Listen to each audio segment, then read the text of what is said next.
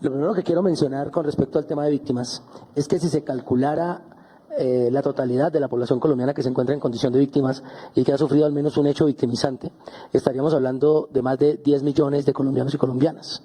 De esos 10 millones de colombianos y colombianas que han sufrido al menos un hecho victimizante, han sido sujetos de reparación colectiva desde el año 2011 hasta hoy, 1,8 millones de colombianos y colombianas. Pero esa cifra tiene un dato muy importante. Fue en el gobierno del presidente Petro donde logramos avanzar en una cobertura mayor a 600.000. Es decir, que logramos hacer lo mismo que se había venido haciendo en los últimos 10 años, cubrir la misma cantidad de víctimas, sumando con lo que ya se venía haciendo para llegar a 1,8 millones de víctimas atendidas. En las metas que nosotros tenemos, se requiere atender con medidas de reparación más de 151.000 víctimas en el año 2026. Esto implica una inversión de 1,6 billones de pesos. Este 1,6 billones de pesos pues dependen sobre todo de la emergencia económica, del decreto de la emergencia económica, porque si no se recaudan estos dineros, dejaríamos una población sumamente importante que ya se encuentra en el proceso administrativo para recibir los recursos de esas medidas administrativas de reparación. Ahí hay un tema crucial que pasa necesariamente por asegurar el cumplimiento del decreto de emergencia económica. Sin él, si este decreto tuviera alguna afectación, serían 151.000 víctimas que no pudieran recibir los recursos porque dependen precisamente de los movimientos de caja que hay que realizar. Y vale la pena mencionar también lo que tiene que ver con los recursos de prosperidad social en materia de transferencias y en particular las que tienen que ver con Colombia Mayor.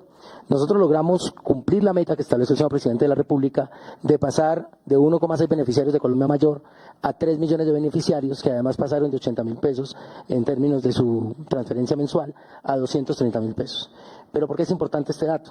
Porque hoy el presupuesto que está asegurado para prosperidad social tiene los recursos exactos para cubrir estas transferencias a través del trabajo que se ha hecho en coordinación con el Ministerio del Trabajo, en cabeza del Ministerio de Hacienda, y poder garantizar la cobertura durante todo el año 2026 de esos 3 millones de abuelos y abuelas, asumiendo que el pilar solidario de la reforma pensional siga estancado.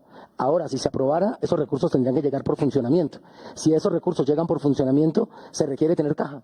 Y la caja dependerá de tener la capacidad financiera del Estado colombiano para cubrir el cumplimiento de la ley pensional en materia del bono de la renta básica solidaria, del pilar solidario. Ahí tenemos otra necesidad importante que hoy se pudiese responder a través del decreto de emergencia económica.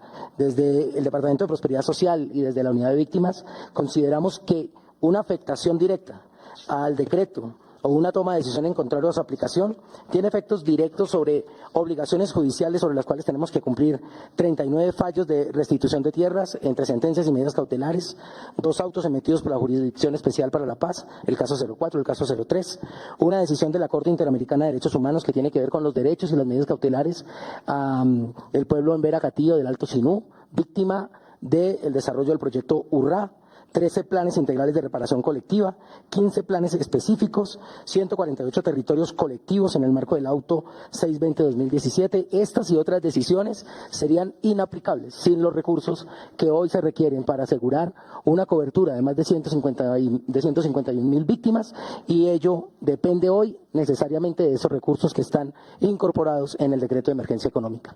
Muchas gracias.